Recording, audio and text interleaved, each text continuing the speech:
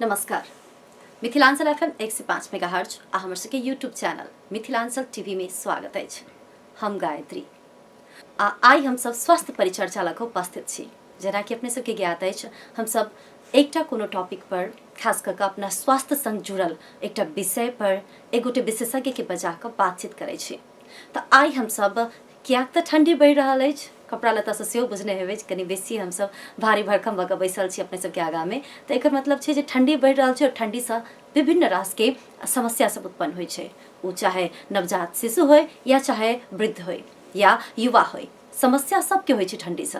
तो ई ठंडी से केहन केहन समस्या भऽ सकैया, ओहिसँ केना बचल जाय, ताहि संबंध में आई हम सब बातचीत करब। जाय के लिए आई हम सब अपना स्टूडियो में आमंत्रित केने छी नवजात शिशु तथा बाल रोग विशेषज्ञ डॉक्टर लव कुमार शाह के, जे कि जनकपुर बाल बालिका उपचार केंद्र तहिना काव्या हॉस्पिटल आ आर्या केयर हॉस्पिटल में सेहो इमरजेंसी देखे छथि। तऽ अपने से हुनका संगे संपर्क तऽ कर सकै छी, मुदा ओहिसँ पहिने डॉक्टर साहब के स्वागत करै छी कार्यक्रम स्वास्थ्य परिचर्चा में। अपने के स्वागत है स्वास्थ्य परिचर्चा में। नमस्ते, धन्यवाद गायत्री जी और संपूर्ण श्रोताबिन और मिथिलांचल एफएम परिवार के। सबसे पहले तो डॉक्टर साहब लगभग 1 साल 1.5 साल के बाद अपने जनकपुर एलिए, अपने के स्वागत है जी। धन्यवाद। हम 1 साल के लिए नवजात शिशु रोग विशेषज्ञ में 1 साल के फेलोशिप कोर्स के लिए बाहर गेल छलिए, फिर से वापस आयल छी और फिर अभी जनकपुर में करीब 2 महीना से फिर से काज कर रहा छी। अपने फिर से वह फुल टाइम दे रहल छी कि टाइम बटाले अपने के? जी, फुल टाइम हम जनकपुर बाल बालिका उपचार केंद्र हमर क्लिनिक छै ओपीडी सेवा वही से दे रहल छी और इमरजेंसी एनआईसीयू केस और पीडियाट्रिक कोनो इमरजेंसी रहे छै तो काव्या अस्पताल और आर्या के 2टा अस्पताल में अभी तक देख रहल छी पेशेंट सब। डॉक्टर साहब ठंडी आबि रहल छै, आबि गेल छै एक्चुअली में, लेकिन शीतलहरी नहीं आयल छै। तो ठंडी और शीतलहरी के समय में हम सब कनिक बुझे चाहबै जे ठंडी से कियाक तऽ अपने नवजात शिशु रोग विशेषज्ञ छियै, बाल बालिका सबके और नवजात शिशु के अपने उपचार करै छी। तो ठंडी में नवजात शिशु सबके या फिर बाल बालिका के केहन केहन समस्या सब भऽ सकैया? सबसे पहले तो जब ये ठंडी के बात आवे छै तो नॉर्मल बॉडी टेम्परेचर पहले पता होय पड़े, जे शरीर के तापक्रम जो मेंटेन होय छै उनका नॉर्मल बॉडी टेम्परेचर वो जनरली यहाँ के 36.5 डिग्री सेंटीग्रेड से लेके 37.5 डिग्री सेंटीग्रेड के नॉर्मल कहे छै। यदि कोनो कारण बस तो केहन नंबर में कि बच्चा में? सब के लिए, नंबर छोट नवजात शिशु सब के लिए normal body temperature 36.5 degree centigrade to 37.5 degree centigrade, sorry Nepali में 36.5 से लेकर 37.5 डिग्री सेंटीग्रेड तक के टेम्परेचर के नॉर्मल टेम्परेचर बॉडी टेम्परेचर मानल जाए छै। यदि वही से कम होय छै तब उनका जे है से शीतांक कहे छै, हाइपोथर्मिया, ओकर ग्रेडिंग होय छै। ग्रेडिंग केहन होय छै कि माइल्ड मॉडरेट सीवियर कहि के होय छै, कनी ओकर जे है से वेरिएशन कतऽ से होय छै, खाली डिग्री ऑफ टेम्परेचर कते छै बॉडी के वैसे होय छै। जेना सबसे बेसी हेतै सीवियर जेकरा कहै छै उ 32 डिग्री सेंटीग्रेड से कम भेलै।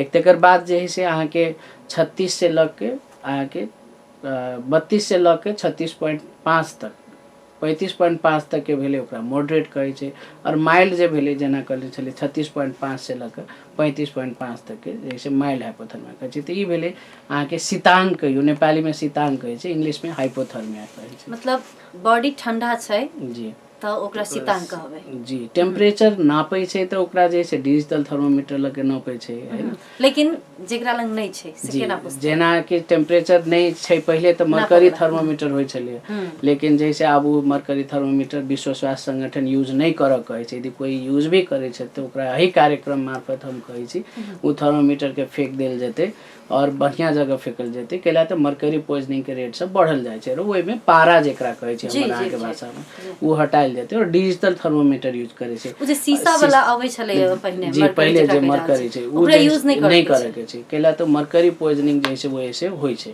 ओहि में मरकरी रहे छै। तो उ जैसे कनिको मात्रा में यदि बच्चा चल गेले, कहे बच्चा के टेम्परेचर पहले मुंह में ले छलिए, तेकर बाद जैसे मलद्वार में ले छै, है ना, तो उ फुट के जैसे पॉइजनिंग होय के डर रहे छै और ओकरा विश्व स्वास्थ्य संगठन अभी बिल्कुल यूज नहीं करऽ कहै छै। ते द्वारा डिजिटल थर्मोमीटर यदि कोई माई चाहे दादी चाहे घर में कोई भी परिवार ल सकै छै। यदि वो 36.5 और 37.5 में छै तो नॉर्मल छै, यदि वैसे कम छै तो ई शीतांक के लक्षण छै, शीतांक भेले से बुझऽ पड़े। यदि उ संभव नहीं छै तो केना करते, तो छूलो से अहाँ के बॉडी के तापक्रम पता चले छै। यदि अहाँ के हाथ अपन ठंडा नहीं छै तो बच्चा के जचबे, कतऽ जचबे तो पैर गोर और पेट में अहाँ एना के उल्टा साइड से यदि छूबे, यदि पैर गोर और पेट के तापक्रम जे अहाँके छूला से एके रंग के बुझाइ छै तो नॉर्मल छै। यदि पैर गोड़ अहाँके पेट से यदि कम छियै मतलब पेट के तापक्रम से कम बुझाइ छै तो उ शीतांग में गेलै। आ यदि दुनू कोल्ड स्ट्रेस कहै छै ओकरा उ शुरू भ गेलै उ माइल्ड फॉर्म भेलै। यदि जे है सभे ठंडा छै पैरो ठंडा छै गोड़ो ठंडा छै पेटो ठंडा छै तो उ शीतांग बुझ पड़लै। तो शीतांग से की भ सके बेफायदा सब? बहुत बेफायदा भ सकै छै। शीतांग से जे है से अहाँके शरीर के मेटाबॉलिक अहाँके स्टेबिलिटी कार्डियोपल्मोनरी रेस्पिरेटरी जेना मुटु के धड़कन चलऽ के भेलै है ना सांस लिए के दिक्कत आबि सकै छै। तेकर बाद जे है शरीर के जे है मेटाबॉलिक एसिडोसिस कहै छै वही से सांस लिए में और दिक्कत कर दै छै। और वही से अहाँके नवजात शिशु के मृत्यु दर अहाँके प्रत्येक 1 डिग्री सेंटीग्रेड टेम्परेचर यदि कम होइ छै तो वैसे 14% अहाँके नवजात शिशु के मृत्यु दर बढ़ै छै। तो ई अवस्था छै। और ई चीज हम अइला के बाद भी जे है अभियो जे है बहुत बिरामी सब एना आबि रहल छै जे कि अखन ठंडा महीना में की होइ छै कि अभी तक भी अइ कार्यक्रम के मार्फत अभी भी हम फिर से हम तो बहुत बेर अपने के FM में अली और श्रोताबिन सबके जानकारी देने छी। पटक पटक हम एहि चीज पर फोकस कर रहल छी कि नवजात शिशु के कतौ भी गर्भावस्था में छै और उनका जन्म करे के छै तो जइए जन्मावे के जे बर्थिंग सेंटर जेकरा कहे छै कमती में वही तक अवश्य पहुंची और जे है से और नहीं तो संबंधित अस्पताल में पहुंच के कल जाए। कैला तो एटलीस्ट वही की छै कि स्वास्थ्य कर्मी रहे छै उनका कनी न कनी ज्ञान रहे छै कि जे है कोनो लेवल के स्वास्थ्य कर्मी हेतै तो ओकरा कम से कम टेम्परेचर मेंटेन करे के ज्ञान रहे छै। और घर में की होइ छै कि यहाँ के ई चीज सब जे है जेना ओकर स्टेप्स सब सही जेना कि जन्मते जे है रूम टेम्परेचर अहाँ के 26 से 28 डिग्री सेंटीग्रेड राखऽ पड़े छै बच्चा के जखन डिलीवरी रूम के टेम्परेचर। तेकर बाद जैसे जे कपड़ा अहाँ रिसीव कर रहल छी तो उ कपड़ा जैसे पहले से गरम रह पड़े छै 20 मिनट पहले से गरम क के रखते वो जैसे 3 टा टावल रहते पहले रिसीव करते ओकरा जैसे पोछ लेते फिर दोसर गरम टावल लेते है ना। तेकर बाद जैसे जते जल्दी हेते माई के देह पर रखते बच्चा के केला कि देह स्किन टू स्किन कांटेक्ट कहै छै ओकरा वही पर रखते। तेकर बाद जे है जते जल्दी हेते दूध पिएते। तेकर बाद जे है से आगे स्टेप्स ऑफ वार्म चेन के जे है विश्व स्वास्थ्य संगठन 10 टा बुदा में कहने छै तो वही के ई सब छै यहाँ के स्टेप्स भेले है ना। तो तेकर बाद जे है जते जल्दी माई के दूध शरीर पर रखल के जते जल्दी दूध पिएते।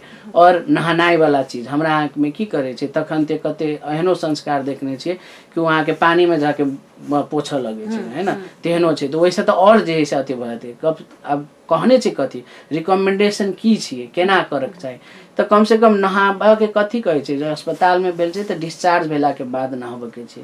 यदि 2 किलो से कम के बच्चा छै तो ओकरा नहाबी के नहीं छै ओकरा जे है सिर्फ सुसुम पानी से पोछ दिए के छै। और ओहो बाद में तखन नहीं जन्मते तो नहीं लेकिन छठिहार दिन हाँ कम से कम जे 7 दिन के बाद अब जे हॉस्पिटल में भेल छै ओकरा जनरली कहलक 2 किलो से ऊपर भेल छै या ओकरा जे है से डिस्चार्ज होय लगले तो डिस्चार्ज भेला के बाद और जनरली नहीं तो प्रैक्टिस करे छै हम अहाँ साधारण भाषा में कहली तो नाभि गिरला के बाद तो उ जे है से अहाँ के नॉर्मल बच्चा में 5 से 7 दिन के बाद गिरे छै तो वही हिसाब से जे है से कल जाय छै। तो ई भेले अहाँ के केना कि अहाँ के शीतांग होय से बचबे के उपाय सब ई पहिना ही के उपाय जी पहिनही एते मतलब सावधानी अपनाबे पड़े छै जे कि हम अहाँ के ये बुझबे टा नहीं करे छै कि लेकिन उ सावधानी नहीं अपनायल गेले तो वही के बाद की कैल जाय कि त आप शीतांग भ गेले बच्चा के नै ई जते के स्टेप अपने कहले जरूरी नहीं छै सब बर्थिंग सेंटर में पहुंचले हेते घरे में भ गेले हेते दाई माई के बजा के पहले के वयोवृद्ध सब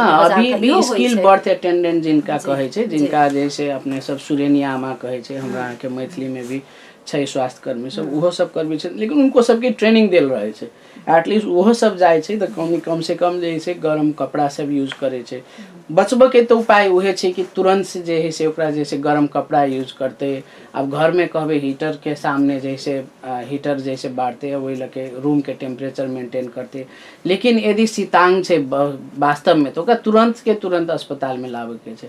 और जहिना कहियो काल बच्चा सब जैसे नहीं जान के बच्चा जन्म ल ले छै ना जेकरा कली महीना नहीं पुग के जेकरा प्री टर्म कहे छै ओहन बच्चा होइ छै तो ओकरा सबके मेंटेन करे के टेम्परेचर बनल नहीं रहे छै वो शरीर में जे ब्राउन ब्राउन फैट सब रहल जेकर मात्रा जे अहाँके टेम्परेचर मेंटेन करऽ में हेल्प करे उ नहीं बनल रहे छै। तेकर बाद छोट बच्चा सब भेले जेना समय तो पुगल छै और जे है से वजन जे है से कम छै, जेना 2 किलो से कम छिए तो ओहनो बच्चा सब में जे है से ब्राउन फैट नहीं रहे छै, कम रहे छै, तो उनकर जे है से नॉर्मल तापक्रम मेंटेन करऽ नहीं सके छै। तो ओहन बच्चा सबके तो कंगारू मदर केयर कहे छै, है ना, माया को अंगालो नेपाली में ओकरा से कहे छै। तो वही में रखली तो वो कंगारू मदर के जे है से की छै कथी छै तो ओहि के लेल विस्तृत हम अहाँ अखन बात कर सकै छी ओहि मुद्दा पर कथी छी। अपने कहल के लिए जे बच्चा महीना नहीं पुग के जन्म लै छै और ब्राउन फैट कहली नहीं बनल रहे छै तो उनका कंगारू मदर केयर चाहिए नहीं, तो कंगारू मदर केयर नेपाल में होइ छै जी की सबसे पहले तब से बुझबे जी कंगारू मदर की छै कि एगो टेक्निक छै है ना। वो टेक्निक केहन छै कि कोई भी बच्चा जेना अखन हम अपने के कहली समय नहीं पुगलहबा बच्चा जे महीना नहीं पुगे 40 सप्ताह पुगल रहे छै ओकरा कहै छै समय पुगलहबा बच्चा जे इंग्लिश में टर्म बेबी कहल जाय छै। और 40 सप्ताह से पहले ही बच्चा जन्म गेले तो उनका प्री टर्म बच्चा कहै छै ओहन बच्चा। और जे लो बर्थ वेट बेबी भेले जेना नॉर्मल वेट की होइ छै 2.5 किलो से लगे 4 किलो के बच्चा जे जन्म लेले के तेकरा कहै छै नॉर्मल वेट बेबी, ठीक छै। यदि वैसे कम बच्चा लेल वजन के बच्चा जन्म लेने छै आ समय पुग गेल छै तो उनका लो बर्थ वेट एहन बच्चा सब में की होइ छै कि अहाँ के तापक्रम मेंटेन करे के क्षमता जे है से नहीं रहे छै तो एहन बच्चा के कंगारू मदर केयर में रखल जाय छै।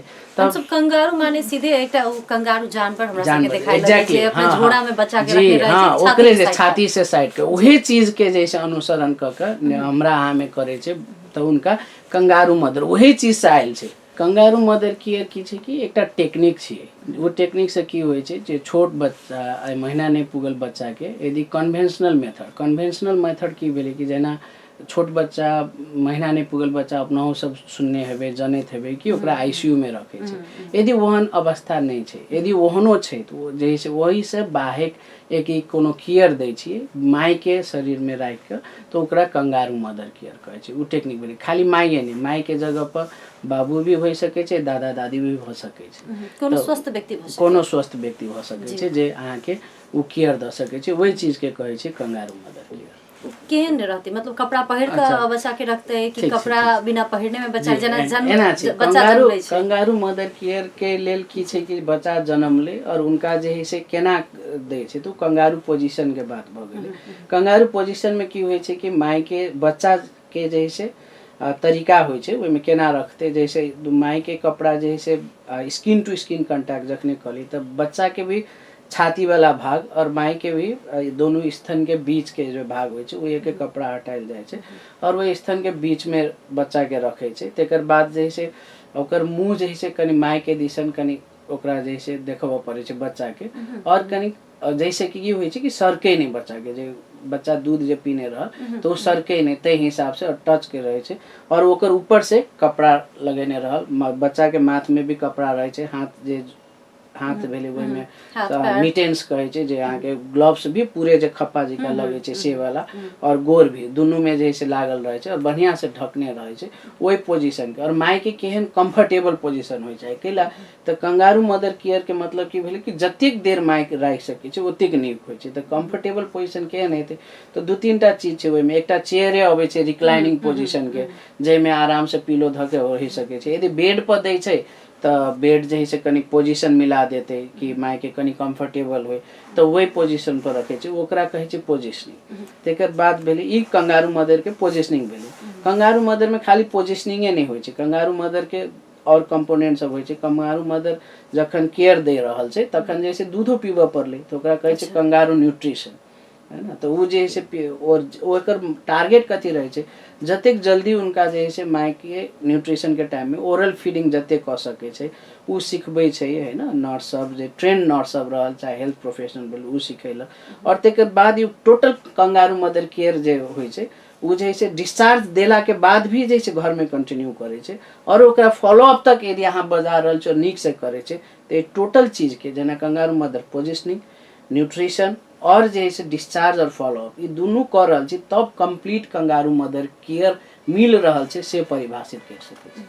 अपने कहल गेलै कि उ कनिके देर के लेल ओकरा जतेक देर माय राखि सकैया ओतेक देर राखल जा सकैया 1 घंटा भ सकै 2 घंटा भ सकै ने बता दै छी ओकर की छै कि आइडियल कथी छै कथी रिकमेंडेशन छै त विश्व स्वास्थ्य संगठन जे है से ई कंगारू मदर केयर जे है से लो सोर्स इनकम कंट्रीज हैन केहन केहन जगह पर ई द सकै छै जे ये कोनो सुविधा नहीं छै कोनो जे है से शीतांग के उपचार के लेल कोनो सुविधा नहीं छै वहु कंगारू मदर केयर द सकै छै कोई ये छै लेकिन रिसोर्सेस कम छै सबके नहीं द सकै छै जेना मान के चलू 100 गो बच्चा जन्मे छै ठंडी जगह छै हमर अहाँ के लेकिन अपना ल भी एनआईसीयू सब त छै लेकिन एते इनफ नहीं छै कि सबके द सकै छै त लो वहु द सकै छै आ कहू जे है से एकर सभे चीज छै और फिर भी कंगारू मदर केयर दै छै तो सबके अपन अपन एम छै कथी लागि द रहल छै कंगारू मदर केयर से खाली शीतांग के इलाज नहीं होइ छै कंगारू मदर केयर से माई और बच्चा के बॉन्डिंग पेरेंटल बॉन्डिंग जे स्नेह कहै छै उहो बढ़े छै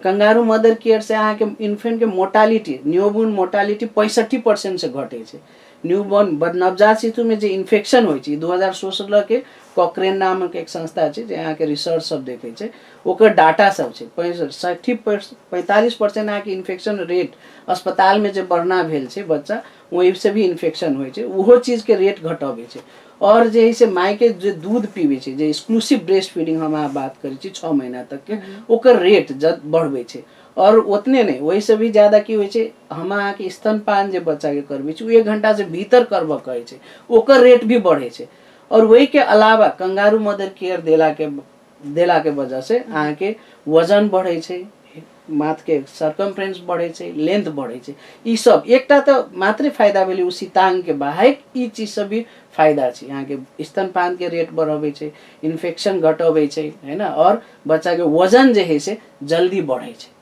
ई नेपाल में लागू भेल छै जी बहुत नीक प्रश्न कैली Gayatri ji kangaroo mother care Nepal में भी विभिन्न एनजीओ आईएनजीओ के समन्वय क ई पूरे जैसे इंस्टीट्यूशनलाइज मतलब हर जगह करू तेहन कह के नेपाल सरकार के निर्देशन अभी तक नहीं छै लेकिन विभिन्न जगह पर एक ट्रेनिंग सब सुचारू छै हमरा जे बुझा में आयल छै भरतपुर चितवन अस्पताल और नेपाल में पाल्पा में मिशन हॉस्पिटल एही दूगो जगह पर अलग से जैसे ओकरा व्यवस्थित कैल गेल छै जे मदर अहाँ के कंगारू मदर केयर के लेल जेहन पोजीशन चाहिए बेड सब चाहिए स्टाफ ट्रेंड चाहिए है ना ई सब व्यवस्थित कैल गेल छै और वही ई ऑलरेडी सुचारू छै और विभिन्न देश सब में कहबै त विभिन्न देश सब में त केना छै कि ओकरा सब ले एते रिसोर्सेजे छै कि कंगारू मदर केयर के आवश्यकता नहीं पड़े छै जेकरा इनक्यूबेटर कहे छै वही में रखे छै छोट बच्चा सबके तो काफी महंगा सेटअप होइ छै तो उनका सब ले छै डेवलप कंट्री में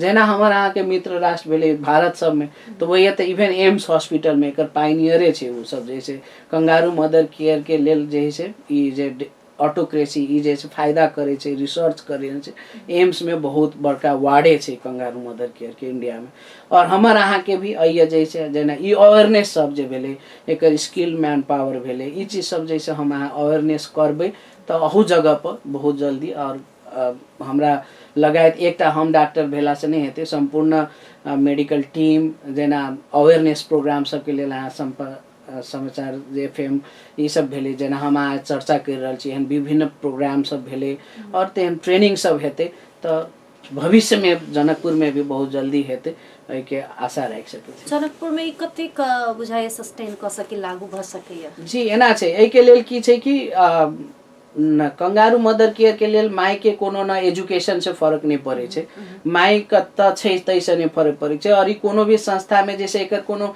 स्पेशल खर्चा नहीं छै जेना कि बड़का मशीन चाहिए है ना तो वो सब खर्चा नहीं छै बस की छै कि एमे अवेयरनेस के कमी छै अवेयरनेस और जे डॉक्टर साहब सब भी बच्चा सबके देखे छै ओ माय छै त ये हमरा आके तकलीफ कत भ जाय छै जहन ने बच्चा जैसे छोट जन्मे छै या महीना ओकर स्ट्रेसे माय हमर अहाँ के परिवार में एते रहे छै कि ई चीज करे लागी जे है से उनका जैसे डर लगे छै और वो स्ट्रेस जे है से अखन रिलीज नहीं भ जाय छै तो वो जे है से बात कनी माने में हिचकिचाहट छै यदि नीक से काउंसलिंग करी है ना एमे बहुते कंपोनेंट सब छै नीक से काउंसलिंग करी और ट्रेंड नर्स छै केला त ई जे है से कहियो काल माय के गोद में देलिए ओकरा सास फेरे में तकलीफ भ गेलै, उल्टी भ गेलै, सरेक गेलै, तो ओहि के लेल जे है से कम से कम मैन पावर तो चाहबेटा करी, ट्रेन नर्स चाही जेकरा ओहि के बारे में ज्ञान छै, देखने छै, बुझने छै और रेगुलर मॉनिटरिंग में रह पड़े छै। कहियो काल भ सकै छै माय सुइतो रहते, जब ये आराम पोजिशन में रहे छै तो माय सुइत रहते, तो ओहन टाइम में तो नर्स चाहबेटा करी,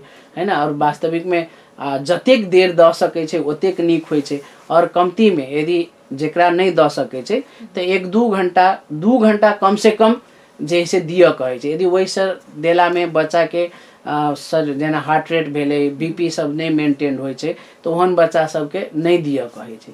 यदि 2 घंटा नहीं राख सकै छी और ओकर जैसे कार्डियो रेस्पिरेटरी स्टेबिलिटी कहियो हेमोडायनामिकली यदि नहीं छै तो ओहन बच्चा के नहीं दै छै। ई तो ये उहे जांच केला के बाद केहन बच्चा के देल जाए जी से हाँ, देल जाए। मेन अपने के एक्सपीरियंस टीम हो पड़ले जी, एक और मदर के से एकटा ट्रेनिंग देल जाए। मदर के ट्रेनिंग से भी मदर के फॉलो अप हाँ, के लेल फॉलो अप के लेल घर में जे जाके हाँ घर में ई केना होइ छै हम अपने के और विस्तृत में बता दै छी। कंगारू मदर केयर जहिना केहन बच्चा के दै छै, 1800 से 2 किलो से ऊपर बच्चा कोनो सांस प्रश्वास के समस्या नहीं छै, जेना कार्डियो रेस्पिरेटरी स्टेबिलिटी छै, है ना। सांस प्रश्वासों में भी द सकै छी लेकिन वही के और हाई स्किल जेना कहली हम हेमोडायनामिकली स्टेबल, ओकर एकेगो अर्थ की होइ छै कि हार्ट रेट ठीक छै, प्रेशर ठीक छै और कनी मनी ऑक्सीजन लागलो रहे छै तो ओहन में द सकै छी। लेकिन ओहि के लेल ट्रेंड स्टाफ चाही, ओकरा रेगुलर मॉनिटरिंग करे वाला नर्सेज चाही, उनका रेगुलर मॉनिटरिंग करे के लिए हेल्थ प्रोफेशनल डॉक्टर सब भी चाही वही जगह पर। और केहन जगह पर देल जाए छै तो एहन जगह पर एहन एनआईसीयू में दै छै जइए कि माई सब जे है से पेरेंट सब अलाउड छै। कते हमरा अहाँ के एनआईसीयू में अखनो ओहन एनआईसीयू नहीं छै जइए कि माई अथवा पेरेंट सब एकदम फ्रिक्वेंटली अलाउ छै। जखने हम कथी कहलिए कि 24 घंटा द सकै छै, है ना। 24 घंटा दिए के लेल ओहन एनआईसीयू फैमिली सेंटर्ड एनआईसीयू हमरा अहाँ ला अखन तक नहीं छै। लेकिन केहन बना सकै छै वही नहीं छै, लेकिन बगले में दोसर वार्ड छिए जइए माई रहे छै, वही मॉनिटर करे के लेल नर्सिंग प्रोफेशनल छै। एटलीस्ट जखन दै छिए तो वही जे से मॉनिटर कर सकै छै। तो ओहन तक व्यवस्था हमरा अहाँ के अलग से वो चीज नहीं छै। वो स्ट्रेस भी बर्नआउट अखन नहीं भेल छै। हम अहाँ जैसे ओते मदर्स के चाहे ओते एहि चीज पर बात सब नहीं कने छी, अवेयरनेस नहीं करेने छी। हालांकि नेपाल सरकार के हेल्थ प्रोफेशनल ट्रेनिंग सब जे से जारी छै कि केएमसी ट्रेनिंग सब नर्सेस सबके ई शुरू भ गेल छै। और भविष्य में जे से ई बड़का अस्पताल सब जेना कि जानकी मेडिकल कॉलेज भेले, अब तो प्रादेशिक अस्पताल भेले, इनका सबके एहि सब में अग्रसरता लिए के जरूरी छै और एहि में कोनो खर्चा नहीं लगे छै। प्रैक्टिकली जे कहबे एज सच कंगारुए मदर केयर तो नहीं करे छै, लेकिन हमरा अहाँ के ये बच्चा होइते माइए ल जाय छै, कते जे अफोर्ड नहीं करे छै तो माइए ल जाय छै। एहि चीज के जे से विस्तार करे के छै। केएमसी करे के समय में अपने कहल गेलै जे कखनो काल माय जे छै से नींद से पड़ जेथि नै तो हुनका नींद पर से कोनो इफेक्ट पड़ सके? जी नहीं, माय सुइतो सकै छै, बशर्ते की छै कि बच्चा के देखे के लेल माई संगे जो सुइत रहले खसे नहीं, है ना। वो देखे के लेल नर्सिंग प्रोफेशनल जे है से साइड में छै तो कोनो दिक्कत नहीं होइ छै। और मॉनिटरिंग करे वाला आदमी रहे, माई सुतलो रहे छै तो कोनो दिक्कत नहीं होइ छै, द सकै छै, सुतलो नहीं औंघेलो से नहीं कोनो प्रॉब्लम होइ छै। मतलब ई एकटा सितांग के इलाज के लेल यूज हो वाला केएमसी जे छै से 2-3टा बीमारी नहीं होबे देते जी। शिशु मृत्यु दर सेहो कम करे छै, कम हेतै। मतलब ई समग्र में कहल जाए तो बढ़िया छै, एकर फायदा छै। और एकर फायदा में भी की छै कि एमे कोनो खर्चा नहीं छै, बस की छै तो हमारा के मेहनत छी। जे नर्सिंग स्टाफ जे से एनआईसीयू में काम करे छै उनके ट्रेनिंग दिए के छै, उनके ऑब्जर्व करबे के छै, उनका जे से ट्रेंड करे के छै। और जे पेरेंट्स के छै जेना छोट बच्चा जन्मले, महीना नहीं पुगल बच्चा जन्मल छै, उनका काउंसलिंग करे पड़ले उनका। और हमारा अहाँ के कल्चर में भी केला तो एमे की छै कि कपड़ा वस्त्र उतारे पड़े छै, है ना। तेकर बाद जैसे रखे छै, हालांकि फिर से वस्त्र लगायल जाय छै। ओहन स्पेशल जैकेटो सब मिले छै, एम्स में ई जैकेट सब बनायल गेल छै। एम्स अहाँ के केएमसी जैकेट कह के भेटे छै। तेकर बाद केईएम हॉस्पिटल एगो जैकेट बनेने छै। हालांकि ई सब अपन सबके जेना चोलो लगबे छै बटन वाला अगाड़ी खुलल, वहू से कर सके छी। तो वो जैसे ट्रेंड होय पड़ले, अपन इंस्टीट्यूशन के गाइडलाइन होय पड़ले कि एना एना करे के छै, एहन एहन हेतै तो एना एना करे के छै। और कोई माय इच्छुक भेले माय के स्वास्थ्य एकर माय के भी स्वस्थ होय पड़ले, तेकर बाद जैसे नौ सब जैसे काटल होय पड़ले, डेली जे है से अहाँ के सर सफाई करऽ पड़ले, एकर बाद मात्रे अहाँ के केएमसी में दऽ सकै। माइए अस्वस्थ छियै तब अब बच्चा के उनका नहीं दऽ सकै छै। तऽ ई सब क्राइटेरिया सब एकटा छोट प्रश्न, जेना कि अखन नॉर्मल डिलीवरी बहुत ही कम भऽ रहल छै, आब प्राय देखै छी जे ऑपरेशन कऽ कऽ बच्चा निकालल जाइ छै, बच्चा होइ छै, बच्चा के जन्म होइ छै, तऽ ओहन मदर कंगारू मदर केयर दऽ सकै कि नहीं? जी बिल्कुल दऽ सकै छै। ऑपरेशन कैला के 24 से 48 घंटा के बाद जे है से जब उनकर अब ई तब भऽ गेलै कि हम बच्चा जन्मला के बाद जे है से नवजात शिशु डॉक्टर साहब सब देखे छै, बच्चा जब नहीं भेल छै माय के बाद छै तऽ गायने के डॉक्टर सब जे है से कहि दै छथिन कि माय मूव करऽ पड़ै छै। 48 घंटा के बाद यूजुअली मूव भऽ जाइ छै और माय कुछ खाय लगे छै और माय अपन जे है से घाव सब साफ उफ रहे छै, हेल्दी वुंड रहे छै, तऽ बिल्कुल दऽ सकै छै, कोनो दिक्कत नहीं छै। ऑपरेशन कैल माय भी दऽ सकै छै। और माय नहीं छै, माय के अवस्था नहीं छै, माय के कोनो कारणवश जे है से कनी और समय लागि गेलै तऽ माय के जगह पर बाबू भी दऽ सकै छै। ओकरा फादर कंगारू केयर कहै छै। माय के जगह पर ग्रैंड मदर भी दऽ सकै छै, ग्रैंड फादर भी दऽ सकै छै। और जहिया से हम ट्रेनिंग कैलिए ओहिया अहाँ के हर बच्चा इवन वेंटिलेटर पर रहे छै सेहो बच्चा के जे है से हम अहाँ के कंगारू मदर केयर पर रखे छै और सब बच्चा के दऽ सकै छै। फायदा छै। इससे की फायदा छै कि जेना हमरा अहाँ के की होइ छै, एकटा की होइ छै कि जब ये बच्चा एनआईसीयू में भरना होइ छै तऽ पेरेंट्स के चिंता होय लगे छै, बच्चा हमर आईसीयू में छै। अहाँ जब ये ट्रेन कैने छी वो उनकर रिलेटिव छै तऽ एकटा स्ट्रेस ओहने कम भऽ जाइ छै। उ खुद देख रहल छै कि हमर बच्चा केहन अवस्था में छै, तो वो एंजाइटी अहाँ के ऑटोमेटिक कम भऽ जाइ छै, स्नेह बढ़ि जाइ छै। और अहाँ के इतने फायदा नहीं छै, ऐसे अहाँ के हेल्थ प्रोफेशन के अहाँ के नर्सिंग मैन पावर भी कम भऽ जाइ छै। जखने वो एनआईसीयू में रहथिन तऽ जे है से वो देखे छै बच्चा केना केयर करे छै, केना डायपर चेंज करे छै, तो वो कम होइ छै। तऽ रिसोर्स तखने हम अहाँ के शुरू में कहली रिसोर्स लिमिटेड में भी अहाँ के कंगारू मदर काम करे छै, से एहि हिसाब से करे। जेना कि श्रोता दर्शक डॉक्टर साहब कहलखिन जे कंगारू मदर केयर में स्नेह बढ़ै छै, स्ट्रेस घटै छै, और स्ट्रेस घटे छै एहि हिसाब से कि जखने हमरा अहाँ के बच्चा एनआईसीयू में भरना होइ छै तो बाहर में वेट कर रहल मदर से लऽ कऽ पूरा गार्जियन परिवार के लोग सब में एकटा टेंशन रहे छै, हमेशा बनल रहे छै बच्चा कोन अवस्था में हेतै, कोन पोजिशन में हेतै। जखन दूध पियावला बजबा अबै छै तखन मात्रे माय देखऽ पबै छै अपना बच्चा के, तऽ ओहि सब पहिने के जे रहे छै स्ट्रेस, ओहि कारण से आरो घर परिवार के चिंता बढ़े छै, सब उलझल रहे छै। तऽ कम से कम ई कंगारू मदर केयर जे के विषय में डॉक्टर साहब तखन से ब्रीफ कर रहल छथिन, यदि उ शुरू होइ छै तऽ वैसे माय आ बच्चा या फिर घर के परिवार के कोनो सदस्य आ बच्चा एक ठाव में रहला पर सबसे बड़का जे टेंशन जे तनाव रहे छै उ तनाव कम होइ छै। और हमरा बुझाय जे डॉक्टर साहब ई खासे महंग नहीं हेतै, कोनो महंग खर्च नहीं छै, खाली अहाँ के हेल्थ प्रोफेशनल जैसे ट्रेनिंग एकटा लिए पड़ले, वही हिसाब के जैसे कनी एक चेयर होय पड़ले और वही हिसाब से कपड़ा लत्ता जे छै अहाँ के जैकेट होय चाहे कपड़ा होय माय के पहले से प्रिपरेशन करते। और एहन बच्चा सब जनरली तो अनएक्सपेक्टेड डिलीवरी होय छै, अहाँ के समय नहीं पुगलबा या वजन कम कैल तो उनका जैसे काउंसलिंग कैले। और जरूरी नहीं छै कि जन्मते ओकरा कंगारू मदर केयर में राखे के छै। हम पहलुओ एकटा शब्द कहने रही हेमोडायनेमिकली स्टेबल और जन्म अहाँ के वजन कम बच्चा 2.5 किलो से कम बच्चा छै उनका सबके एहि में रखे छै, एहि कंगारू मदर केयर देल जाय छै। और महीना पुगलहबा बच्चा सबके आब कहिया तक दिए के छै कंगारू मदर केयर, तऽ ई की छै कि जे बच्चा अहाँ के 2 किलो से ऊपर जे होइ छै और दूध पिए लगे छै माय के, विशेष करके बेसी माय के दूध और चाहे चम्मच से कोनो दूध पिया रहल छै तो उनका जे है से डिस्चार्ज करऽ पड़े छै, है ना। तऽ डिस्चार्ज कैला के बाद भी ई घर में दऽ सकै छै। घर में भी कहिया तक देते, जहिया तक बच्चा के 40 हफ्ता पुग गेले।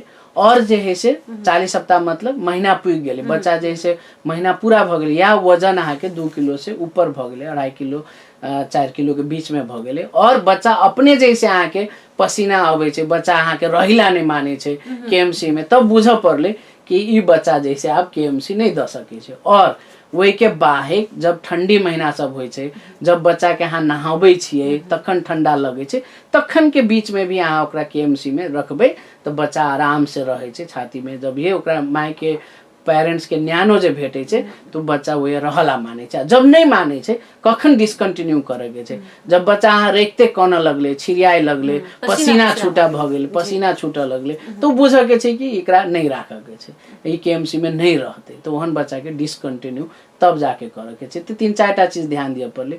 महीना पुग गेले 40 सप्ताह से पहले, वजन अहाँ के 2.5 किलो से ऊपर भ गेले, पूरा दूध ल रहल छै और बच्चा खुद स्वयं नहीं माने छै, सांस फेर में छटपटाहट रहल छै, पसीना भ गेले, तो डिसकंटिन्यू करे के छै। मतलब जरूरी नहीं छै कि बच्चा के ओकर दूध नहीं पीब रहल छै या फिर दूध पीबू लगले त ओकरा रखबे करबे जरूरी नहीं छै। नहाइयो सुना के लबे छी, कनिक बुझाइ छै देह टेम्परेचर बुझाइ छै कम छै हाँ। त कनिक देर ओकरा छाती में साइड पे राख लेबे त भ जेते। तो एकटा बढ़िया इलाज होम थेरापी एकरा जी जी होम्योथेरापी छी, एक्चुअली होम्योथेरापी छै। नर्सरी ई सब जैसे अभी तो समय अनुसार परिस्थिति हो जाए छै, नहीं तो जेहने नेचुरल चीज सब जे है वही अनुसार मेडिकल साइंस भी ढलकल जाए छै। पहले हम अहाँ कहे चलिए कि बच्चा छोट जन्मे छै, समय से पहले जन्मे छै, तुरंते वेंटिलेट कर दू, आब तेहन नहीं छै, वेट करू, जते कम भ सके छै ओते वेंटिलेटर में राखू, जते कम ऑक्सीजन लगा सके छी ओते कम लगाओ, जते कम दवाई लगा सके छी ओते कम दवाई लगाओ, है ना। कैला तो ओकर सबके सब चीज के अहाँ के दुनिया में साइड इफेक्ट छै। तुलसी के पत्तो जे खाइ छी हम अहाँ जैसे ओनो ल के ओकरो साइड इफेक्ट हेतै, रिसर्च करते ओकरो तो जते कम चीज सब जे कल जेते ओतेक जे है से नीक हेतै से कह के छै। वही हिसाब से जे है केएमसी में तो नेचुरल चीज भेले, एमे कोनो दवाई नहीं छिए, है ना, स्किन टू स्किन कांटेक्ट छै। तो एहि हिसाब से जे है एकरा प्राथमिकता दिए के चाहिए और एहि चीज के ज्ञान और डेली प्रैक्टिस में संपूर्ण डॉक्टर, हेल्थ प्रोफेशनल, नर्सिंग अपन अपन लेवल से एहि पर कोशिश कल जाए, इहे आग्रह करी छी। बिल्कुल। कखनो काल कोनो बच्चा के हम सब देखैत रहे छी जे अपना माय संगे चिपकल रहे छै, गोदी में से नहीं उतरैत रहे छै, तो कंगारू के बच्चा जका छै कहि के हम सब कहैत रहे छी। लेकिन सही में एक कंगारू मदर केयर कतेक फायदेजनक होइ छै और कथी ला आवश्यक छै डॉक्टर साहब कहि चुकल छथिन। तो यदि एकरा जनकपुर में शुरू कैल जाए डॉक्टर साहब तो की बुझाय छै ई जी छै? गायत्री जी बहुत नीक प्रश्न के लिए। ये हम एक चीज अपने के जोड़े चाहब, हमार अहाँ के संस्कार में छठियार से पहले कपड़े नहीं लगवाला माने छै, है ना, कपड़े नहीं लगबे छै। तो हमरा अहाँ के संस्कार में तो कंगारू मदर केयर जतेक जल्दी इम्प्लीमेंट हेतै ओतेक नीक हेतै। कारण कि अहाँ कतबो जे उनका करियो तो जैसे 6 दिन तक कपड़े नहीं लगबे छै, तो ओहने सितांग में जाए के डर रहे छै, ओकर कॉम्प्लिकेशन सब आवे के डर रहे छै। तै के लेल तो ई जतेक जल्दी हेतै ओतेक नीक हेतै। और संभवतः प्रादेशिक अस्पताल आब जैसे Madhesh academy of health science भ गेल छै, तो संभवतः ई भेले, जानकी मेडिकल कॉलेज भेले, और जैसे और बहुत प्राइवेट अस्पताल सब भी आबि रहल छै। वही संभवतः बहुत जल्दी हमरा अहाँ के अग्रसरता में और जैसे अब श्रोताबीन सब भी ये सब बुझथिन तो काउंसलिंग करते, हेल्थ प्रोफेशन सब भी ये सब में आगा बढ़ते, तो इम्प्लीमेंटेशन में खासे दिक्कत नहीं छै। बशर्ते इंस्टीट्यूशन के एक गाइडलाइन हो पड़े, वही हिसाब के ट्रेंड नर्सिंग स्टाफ हो पड़े और ट्रेंड डॉक्टर सब यदि हेथिन तो इम्प्लीमेंटेशन में कोई खाली अहाँ के एक सोच के परिवर्तन और जैसे दृढ़ता चाहिए कि हमरा ई करे के छै, तो कैला पर कोनो नथिंग इज इम्पॉसिबल और एमे कोनो विशेष खर्चा नहीं लगे छै, तै के ल के संभव छी। अंत में अपने की कह चाहबे? अंत में अखनो सब श्रोताबीन के कहबे, अखनो जैसे कोरोना के महामारी में हम अहाँ छिते छी और एकर दोसर रूप सब आबि रहल छै, है ना, विदेश में अहाँ के म्यूटेटेड जीन सब आबि रहल छै। हालांकि अखन तो हम और गायत्री जी भी ये कोनो सोशल डिस्टेंसिंग नहीं यूज कैने छी, कारण ये केस सब कम भेट रहल छै। फिर भी संपूर्ण श्रोताबीन और संपूर्ण के ई जानकारी देवे कि हम अहाँ स्वस्थ रही और स्वस्थ रह के लेल अभी भी जे है से कम भीड़ भाड़ में जाए और सोशल डिस्टेंसिंग जते पॉसिबल होइ छै और ई सब जे है से अभी भी मेंटेन कायम राखी और स्वस्थ रही। बस इतने कहित दू शब्द अहिए टुंगियाबे चाहै छी। धन्यवाद। धन्यवाद डॉक्टर साहब। और डॉक्टर साहब एक बहुत सुंदर बात कहने छलखिन, nothing is impossible until it's done। Nelson Mandela के कथन छै और तहु द्वारे हमरा बुझाए जे सब चीजके इम्पॉसिबल कहनाइ नहीं छै, नहीं हेतै, ई सोचनाइ हमरा सबके ई सोच से हटाबऽ पड़तै। और जेना कि हम सब कंगारू मदर केयर के विषय में बातचीत के लिए, तो सबसे पहिने हमरा अहाँ के बुझऽ पड़तै, सबसे पहिने जे अखन हमरा सबके देख रहल छी हुनका सबके बुझऽ पड़तै कि कंगारू मदर केयर किया आवश्यक छै, जाहिमे नहि कोनो दवाई यूज भऽ रहल छै, नहि बच्चा के ऑक्सीजन मास्क यूज कयल जा रहल छै, नहि वेंटिलेटर पर राखि रहल छै। तऽ एकर मतलब ई एकटा पूरा नेचुरल विधि छै, एकटा प्राकृतिक विधि छै बच्चा के ठंडी से बचाबऽ के, और बच्चा और माय के बीच के जे स्नेह छै ओकरा स्नेह सद्भाव के आरो बेसी बढ़ाबऽ के लेल। तऽ एहिके लेल हमरा अहाँके जागरूक भेनाइ जरूरी छै, खास कऽ के हमरा सबके सरकार के सेहो एहि पर ध्यान देनाइ आवश्यक छै। कियाक तऽ बेसी से बेसी जे पहिने दवाई यूज होइ छलै, आब ओकरा कम से कम में या फिर नहीं के बराबर में दवाई यूज करऽ के दिस जे आब WHO सेहो कहि रहल छै, और डॉक्टर साहब सबके सेहो कथन छै। तऽ एहन में जे नेचुरल विधि छै, नेचुरल पद्धति छै, ओहि दिस चलल जाय। और सब गोटे के दिस से एकटा ई मांग होबक चाही छलैया, होबक चाही सेहो जे कंगारू मदर केयर लागू हुए, और बच्चा सबके जे शीतांग से, जे ठंडी से, वा शिशु सबके जे ठंडी से, या फिर जे 7मसुआ 8मसुआ बच्चा अपना सब कहै छी, ओहन बच्चा सब जन्म लऽ कऽ और मृत्यु दर जे बेसी रहै छै, हुनका सबके बचाबऽ के लेल सेहो हमरा बुझाइए जे बहुत ही जरूरी छै। तऽ ओहि दिस सेहो अपना सबके सचेत भेनाइ आवश्यक छै। और आइ हमरा सबके अपन व्यस्ततम समय में से समय देने छलथि हँ नवजात शिशु रोग तथा बाल रोग विशेषज्ञ डॉक्टर लव कुमार शाह, हुनका बहुत बहुत धन्यवाद दैत, और साथ ही अपने संपूर्ण श्रोता दर्शक के सेहो बहुत बहुत धन्यवाद करैत आजुक कार्यक्रम स्वास्थ्य परिचर्चा से हम गायत्री आज्ञा चाहै छी। हमरा सबके संग हमेशा जुड़ल आ बनल रही। नमस्कार।